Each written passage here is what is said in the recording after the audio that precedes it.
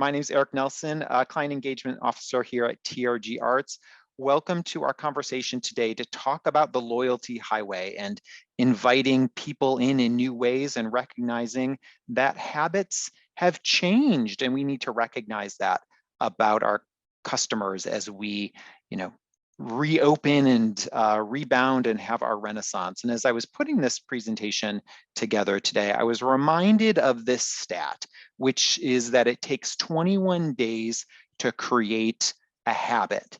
And just as it takes 21 days to create a habit, it also takes 21 days to break a habit. So as we think about welcoming patrons back, bringing new customers in, I think we need to acknowledge that the folks who we interact with, our patrons, perhaps are in a different headspace than where they were before the pandemic. They've created new habits and they've actually gotten perhaps out of the habit of attending. So we need to find ways to meet them where they are and think about how to best engage them in on-ramps into our organization and what do those new on-ramps look like. So we're going to discuss that today, and perhaps other habits that our patrons have created.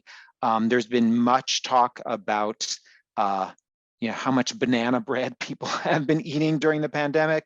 Chardonnay sales are up, so how we can meld in with those things as well as we welcome our patrons back in. So what are we going to talk about today? Well, we wouldn't be TRG if we didn't put our data hat on.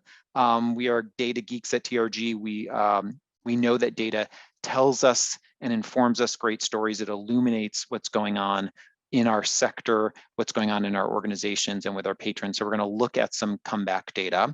And then we're going to talk about these loyalty on-ramps, some different journeys to inspire your thinking, some different pathways of how you might want to contextualize and invite your patrons to attend. And I've got a couple of activities for us to try out. And then if we've got room, we'll open it up for some question and discussion towards the end. But let's dive into some data.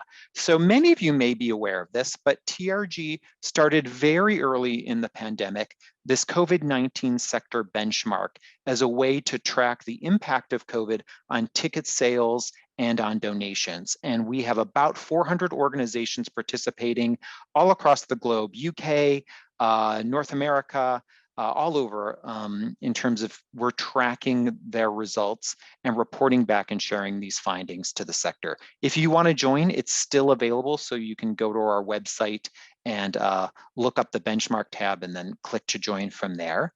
But what are we learning from looking at this data? There's actually some exciting new findings as we monitor this comeback. Well, first, we will start with ticket sales. So this is data from North America, and we're looking at a 12-month comparison here. So we're looking at March of 2019 through February of 2020, essentially the 12 months before the pandemic, comparing that to March of 2021 through February of 2022. So essentially the last 12 months that we've been in. And this is number and revenue of tickets sold in North America. So revenue down 46%, units, quantity down 50%. Well, that may not look great on paper here, but I've been tracking, we've been sharing this data all throughout the pandemic, and this has been as high as the high 80s, low 90s. So we're actually making good progress towards getting patrons back in. We're opening back up again. We've got productions for people to attend, concerts, exhibitions, all that good stuff. So this is going in the right direction. And what this looks like on a month-by-month perspective of this 12-month period, again, 2019, March through February of 2020, compared to March of 2021 through February of 2022. That pre-pandemic 12 months is what's in green here on this chart, those bars, and the blue bars represent the last 12 months we've been in. And what do we see here as we look? Like, we're starting to get some energy to come back. Look at what happened last summer, June, July. But this exciting thing here, which is February of 2022, is the first month in North America that month during the pandemic has outpaced sales from its counterpart pre-pandemic times. So February 2022 has done better in terms of revenue than February of 2020. Hopefully that will be a trend. We won't know yet, but it's exciting to see us get to this benchmark, really encouraging for us. It's interesting to see this through the lens of the UK, where they actually met this benchmark in November of last year. So November of 2021 was the first month in the UK where sales outpaced November from pre-pandemic times, November of 2019. And that trend has mostly continued as we look at January and February. We were a little down in December, but bounced back up in January and February. So hopefully all of this is indicating that we're getting into a good trend place and perhaps starting to see that light at the end of the tunnel. So really encouraging to see this. We're also tracking this data in North America on the donations side. So this is the same structure, February of 2019 through March of 2019 through February of 2020, March of 2021 versus February 2022. Revenue actually up 5%. So that's really exciting to see. While units are down, so that means organizations are getting bigger gifts from less people, but still the overall revenue story is ahead from pre-pandemic times. So that's exciting. And what this has looked like on a month-by-month basis is much more variety. So if you look at the green bars versus the blue bars, the green, again, is the pre-pandemic times. Blue is our last 12 months. And things like June of last summer, July, even September, all outpacing pre-pandemic times. And we were even doing well October into November.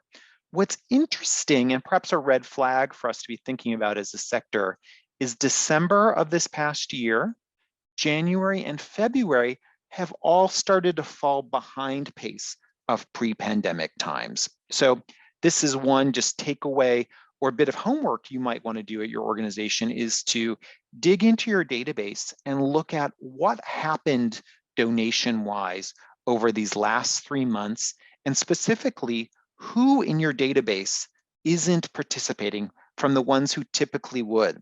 The biggest surprise is this December end of calendar year. Usually that's our big month. So to see some reduction in pace is surprising.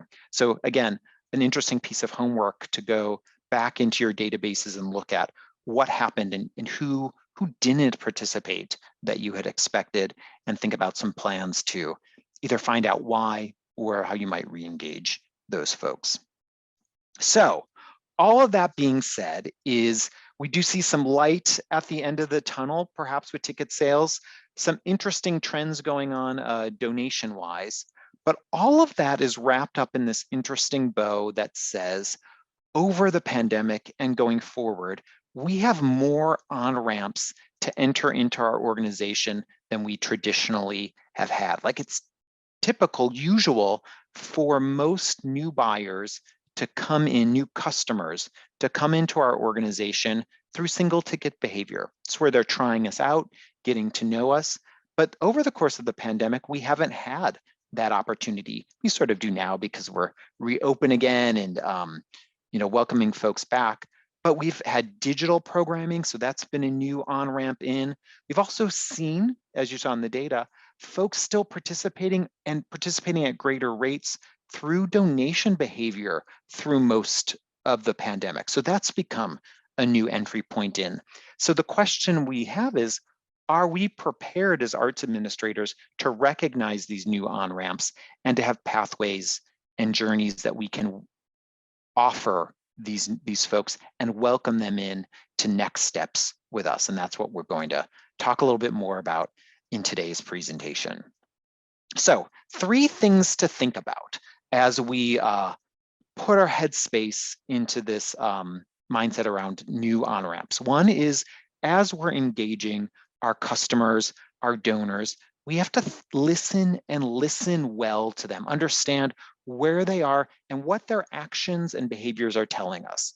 2, we have to think about managing our inventory, our access points to how people participate and get to see our programming. Can we manage that and make it available in new ways to our patrons that really work off of the missions that we all feel so close to, and in many ways have thought about differently over the pandemic and are showing up with a new posture in our communities. And can we manage those access points in new ways? And then last but not least, before we press send, have we been as thoughtful as possible about understanding from that listening, from that management of inventory ways, what we're actually saying to our patrons and what we're communicating to them? Are we truly speaking to them as if we know who they are? So let's check that before we press send. So we're going to talk about these three categories in today's webinar. So first, listening. And one way to listen is to look at behavioral data, not just asking questions, but looking, how are our patrons, how are our customers acting in terms of the trends going on in the data that we have? So before the pandemic, churn was a hot topic. It still is today, and we need to recognize how we can listen to patrons through churn statistics.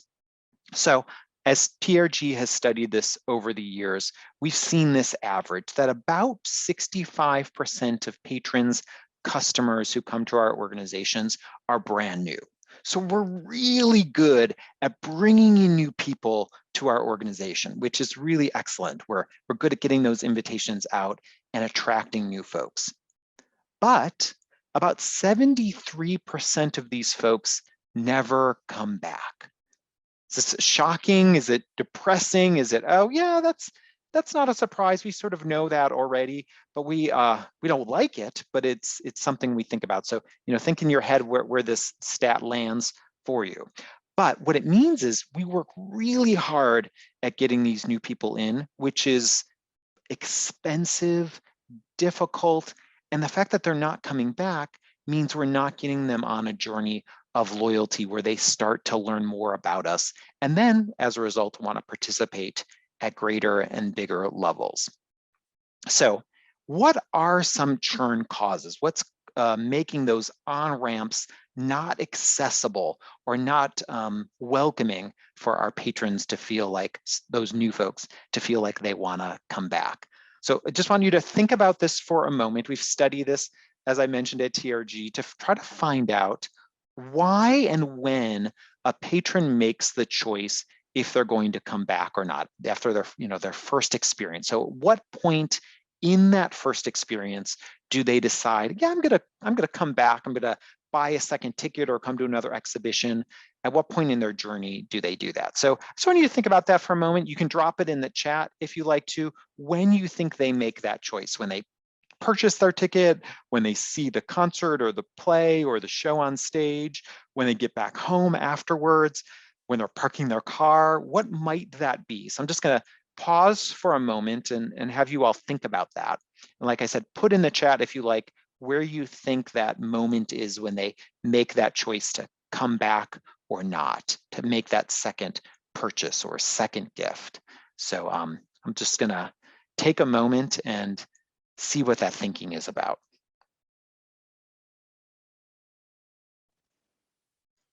Okay, I'll just give it a few moments more and see if we have some guesses here of what that might be. Oh, there we go. Let me bring this back up.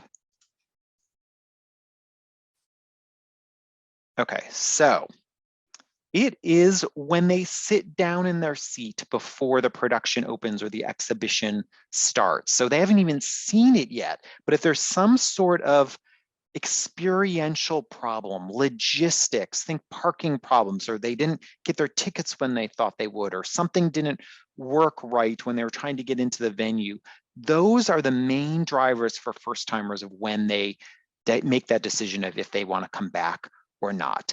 And we can do some things about that. We can ask them, oftentimes we don't, or we do ask them, but we didn't hear what they had to say or didn't listen properly, or we didn't follow up. We heard them, but we actually didn't put anything in action or circle back to them to say, oh, we heard you, and we've now made it easier by doing X, Y, and Z. So that's one area where we can think more and lean in heavier to listen and follow up.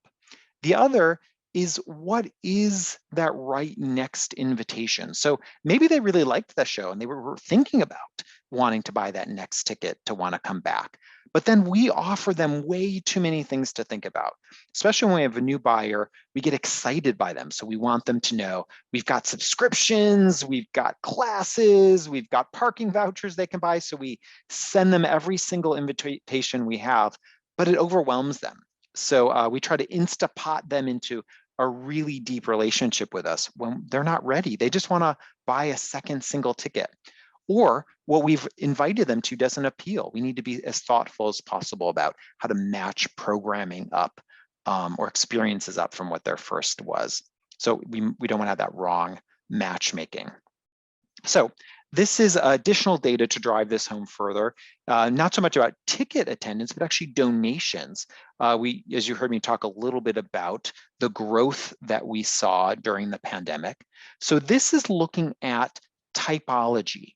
So patron customer segmentation in terms of loyalty to our organization and how, from which of these categories are they giving gifts? So we're first looking at pre-pandemic numbers. So we've got a variety of different categories here. People who are brand new to the organization, people who came once before, people who are starting to come with regularity. We call those, we get into actives, people are coming with lots of regularity. Super actives, people who subscribe and donate and attend classes and go to our gallery space, so they kind of do everything. We also have lapsed folks in our database, and we have folks who are stale, who are way lapsed. They haven't been in a number of years. So pre-pandemic, as we looked at the data, about 44% of gifts came from super actives, those people who really engaged with us. And 40% came from first timers, brand new people who are, see our mission, learn something about us, it resonates with them, so they give. During the pandemic, during the last 12 months, this has shifted, and pretty dramatically. So in particular, look at the new and the super active. So again, pre-pandemic, 44% coming from super actives, 40% coming from new. During the pandemic, the last 12 months, new has grown significantly to 56% of all donors, and super actives at 30%. So we have all these brand new people who are coming into the organization, even more so than we typically are used to as donors. And the question is, are we ready to recognize that behavior and offer them a journey in which they can feel comfortable and engaged in terms of deepening their loyalty, coming back with more frequency? So here's an example of a theater company we work with in the UK, Wilshire Creative. And they traditionally had this model, somebody buys a ticket, then they donate, then they get some benefits, and then they steward them along. So sort of the loyalty journey many of us are used to. And they decided and thought, oh, we have so many people coming in as donors who are new and not as ticket buyers. So we need to create a new journey, a new cycle for them. So they reached out to them and said, first off, thank you so much. Thank you so much for giving. We really appreciate it. You're helping us get through the pandemic. And then they thought, we need to actually suggest a structure. We have to give them, roll out the red carpet, if you will, to these folks to say, here's how you can participate with us. So this last paragraph here says, to recognize your contribution and the difference you've made, we're delighted to make you part of our producing level membership scheme, their donor program. So essentially they said, not only are you a donor and we thank you, but here's a program that you are now part of. And that was followed up with descriptions of what the benefits are and how they can participate as a producer. So think about those new donors you have. Have you described to them, they look to you on how they can participate more, and have you welcomed them in and given them a pathway that is clear and directive for them? Another example of this is the Peoria Symphony. They created this Be Our Guest program. So they were inspired by this statistic that 60% of US adults would accept a free ticket to a classical concert if offered by a friend or family member. So this came out of the Knight Foundation. So they said, hey, can we leverage that referred by a friend element, the Yelpification of things, the fact that we look to our friends and families and neighbors to be our sources of what to do next. So they created this program called Be Our Guest. It's a card that they developed to create a new pool of folks coming into the organization, new patrons, and they used it through the lens of their board members. So they said, hey, board members, you've all had these wonderful circles, these friends. Will you invite them to come to a concert at the Peoria Symphony? We're going to make it free, so it lowers the barrier to entry. So you just hand out this card. It looks like a business card. The front is the invitation, and the back is something they just fill out, their friends, and turn it into the box office. So easy, low barrier to entry. It also gives a way for the box office to capture that patron's information. So some organizations have done this before. This invite a friend strategy isn't exactly brand new, but there's new ways to think about it. So where Peoria Symphony wanted to put a new spin on it is they said, hey, this is exciting. We're going to try this again because we have new board members. We have younger board members. The millennials have landed at our organization. So we want to tap into that renewed energy. We've heard this a lot, that many organizations during the course of the pandemic have grown boards, have entered in, have invited new people to be at their table. So you can engage them to help grow patronage. The other thing they thought is, we're recognizing these new different on-ramps. And while these friends may come to a concert, that may not be the next or most, the thing that they want to do the most. They may want to become engaged with the organization, but perhaps they have different interests in mind. So what they did is, after the ticket is turned in, or that card is turned into the box office contacts the marketing and development department and says, oh, we have someone, Eric Nelson has turned in his tab to get a ticket. Let's connect with the board member who's friends with Eric and have a conversation to figure out what are Eric's interests and what should our next invitation be. So one, marketing's going to show up, executive director is going to be at that concert to say, Eric, thank you for coming today. So there's the meet and greet. And then second, that follow-up to Eric after he's attended is going to be tailored based off of this intel they've gotten from the board member. So maybe going to another concert is the right thing for Eric. So they had a buy one, get one free offer for some folks who that's the right invitation. They also know that Eric likes to drink and likes to socialize. So the symphony was doing chamber style concerts at a whiskey tasting in a warehouse, in a social event. So for Eric, who's really into socializing and getting to know his community, the right next step might not be going to a concert, but might actually be coming to this event. Or Eric is really philanthropic, and the symphony's having its 125th anniversary this year. So maybe the right next step is a donation, is to get into the philanthropic world with the symphony. So it's, that one typical on-ramp of second attendance may not be the right fit. So think about, what are those other on-ramps, and walk into that informed as best you can. In this case, talking with the board member who recommended Eric to attend, so you can flesh out what that's all about. So you heard me talk a little bit about activities that we would get into an engagement conversation about the ideas we're talking about today. So we've gotten to our first one. So I want you all to think about this. What would be the right second date invitation for people who've come in through non-traditional or even traditional on-ramps? What would you invite them to next that could be different from just a single ticket, come back again to another concert or exhibition or whatnot? So I want to take a few moments. I want you to all think about what might be a second invitation you can offer, and think maybe this is to first-time donors, or many of you are still doing digital programming. Like, what would you say to someone who's watched one of your digital productions? Like, what would be that second invitation to those folks? So we're going to take 2 minutes. I'm just going to pause it and ask you to think about this, and then put in the chat what those might be. Let's get some creative ideas going. I'm going to set my timer here for 2 minutes, and then take a moment to pause. And like I said, once we are done, I'll reference when that is. Just put in the chat what those thoughts might be, or where we might what those ideas are. So here's my clock. I'm going to get my timer going. So 2 minutes on the clock here. I'm going to click start. There we go. So take a moment, think, and as we get close to it, I will activate the Jeopardy theme song so we know we've got our sort of 10-second countdown. But give it some thought, and then, like I said, if the idea comes to you, feel free to drop that in the chat, and that will get some sharing of ideas and some conversation here. So thank you so much.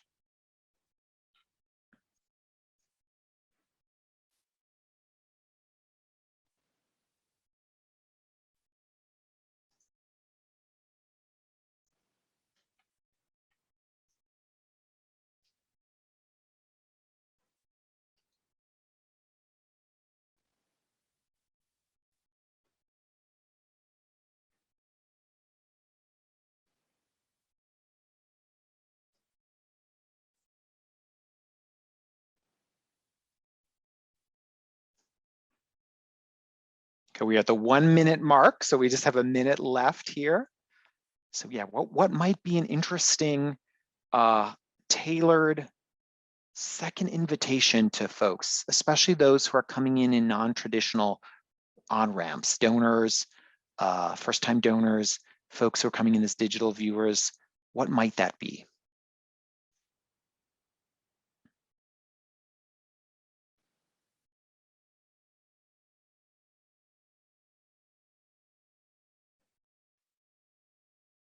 I like that. Andrew, a special behind the scenes invite. Excellent, nice. Okay, 20 seconds left.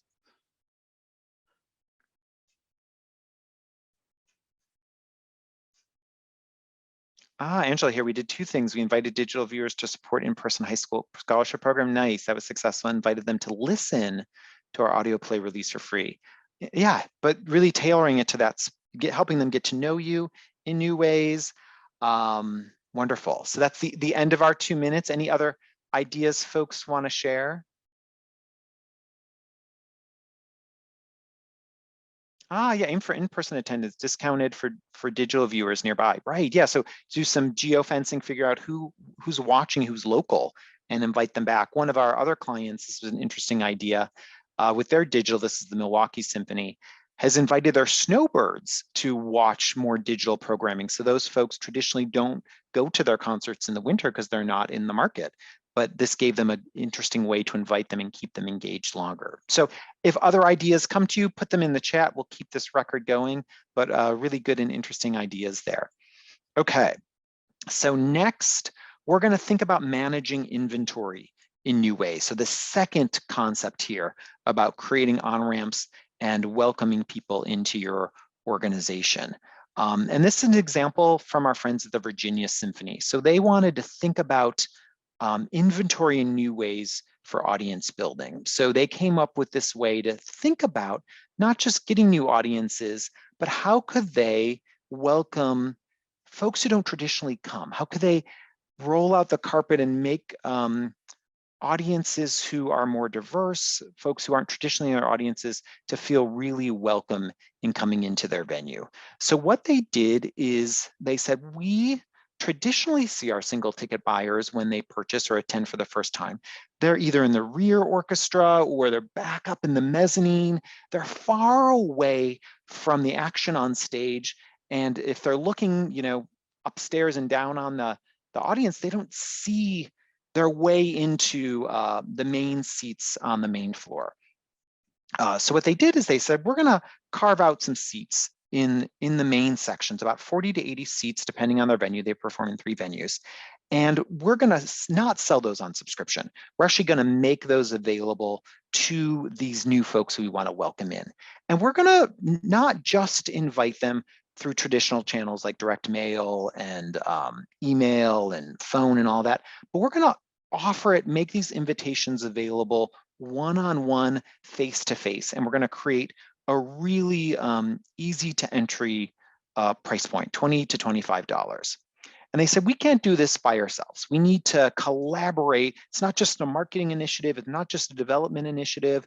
And it's not just an internal initiative. We need to have engagement from the communities. We want those folks at our table as we think through this strategy. So they created this catalyst cohort that's made up of folks from marketing, development, and this community engagement team that represents both internal and external folks, and came together and said, what should the offers be? What should the invitations look like? Who should we be reaching out to?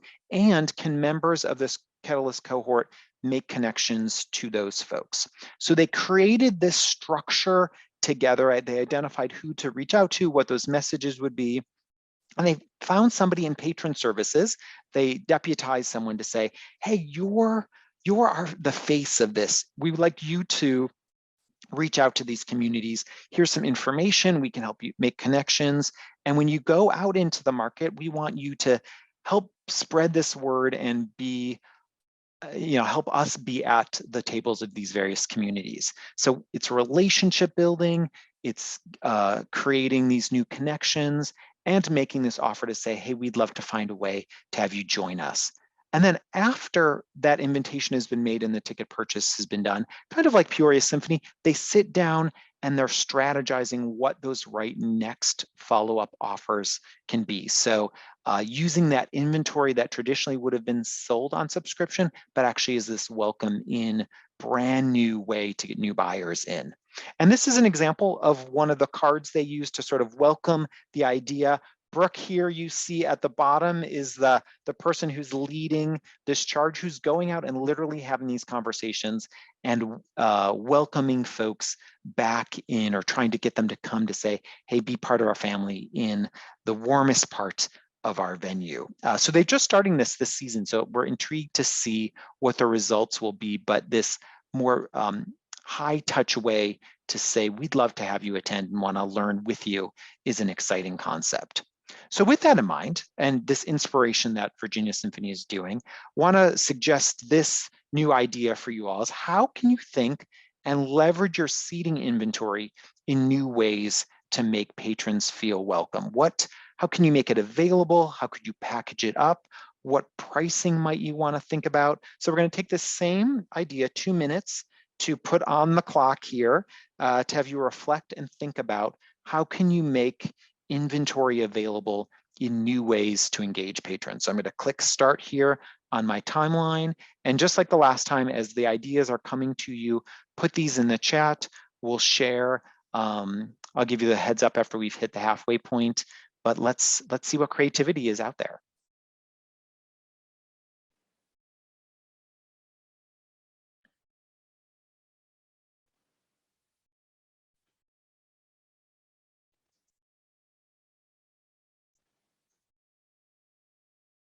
I will give another idea as you're thinking through this, as another inspiration.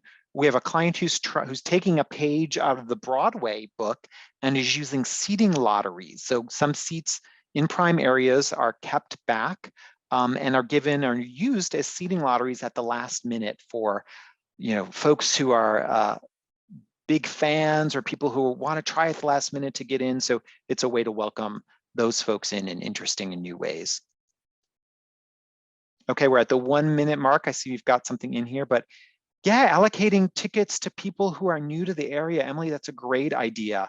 If you aren't aware of this, many cities will make available through the USPS or through different post offices or the postal organizations you work with, to find a new movers list. What we've noticed in the pandemic is there's been lots of moving around from cities to rural areas and whatnot. So there are new people in many folks' market, and you can get these new movers lists to find out who's moved to your area and introduce them to you and welcome them in. That's a great suggestion there, Emily. Yeah.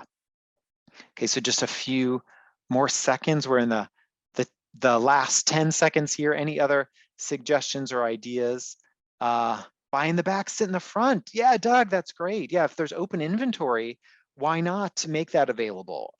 Last minute upgrade as someone is coming into the venue. How great is it for a new person to say and to hear from the box office, oh, we're so happy to have you. And by the way, we've just given you an instant upgrade for the evening. It really makes people feel special and welcome into your organization. Okay, so third here, remember, is before you hit send, are we listening to this behavior? Are we inviting new ways in with different strategies?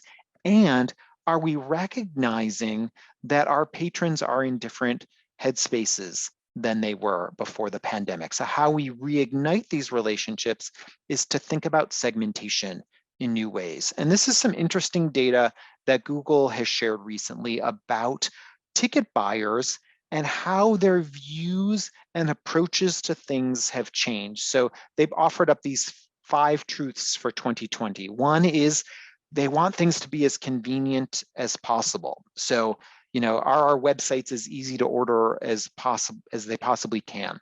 New escapes. So people love, a lot of the living at home and have found new ways to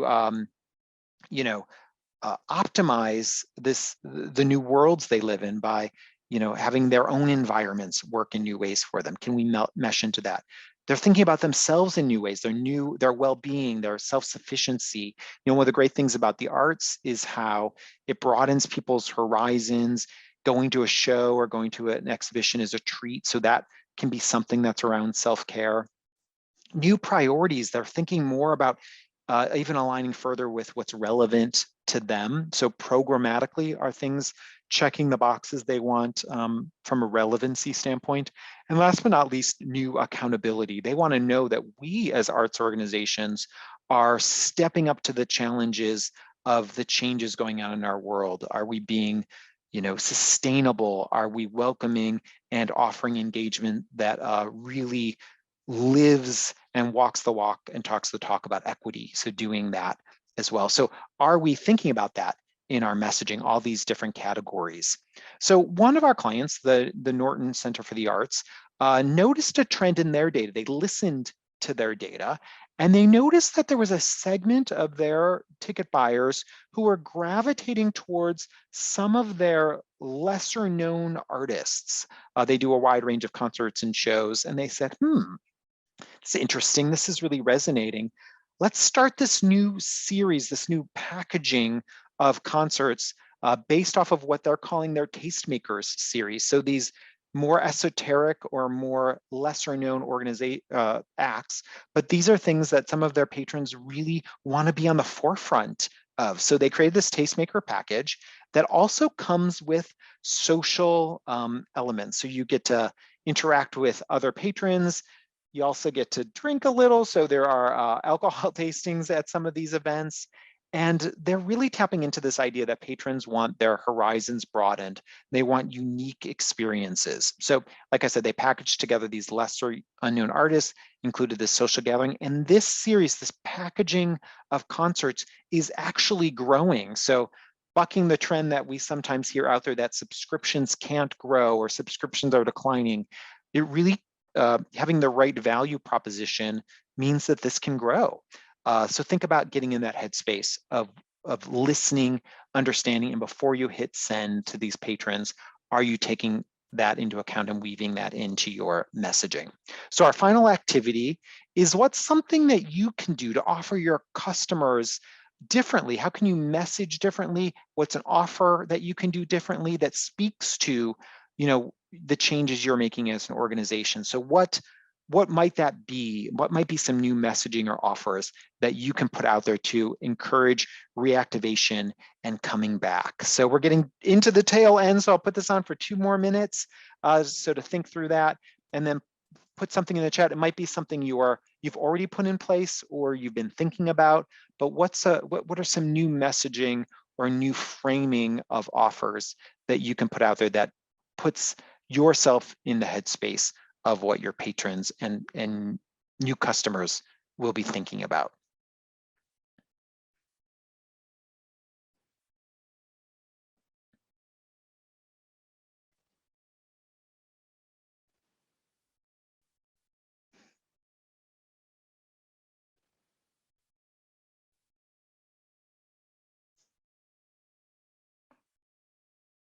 Okay, we're just at the 1 minute mark, so halfway. So if any ideas are coming out, like the other 2 examples, feel free to just drop them in the chat.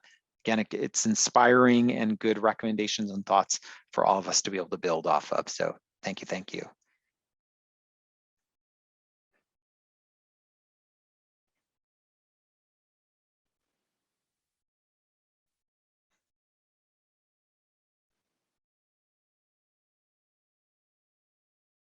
I'll add one other piece to this. We had a client who has really grown the amount of segmentation they're doing. They typically have reached out to 4 or 5 different segments. That's grown to like 15 to 18 different segments. So different client relationship patron profiles that they are thinking about and being more thoughtful and are seeing the returns on that. Patrons who hear us speaking to them as if we know who they are, we see response rates go up when we do that. So being as thoughtful as you can there. So we're about 10 seconds left. So any thoughts or ideas about that, just drop that into the chat. So I'm gonna turn that timer off and then we'll keep those ideas going. But I also see we're getting close time-wise here. So I'm just gonna go to this last moment, which is if you want to keep this conversation going, TRG myself offers free hours of consulting where we can jump on the phone, noodle through some ideas with you, no obligation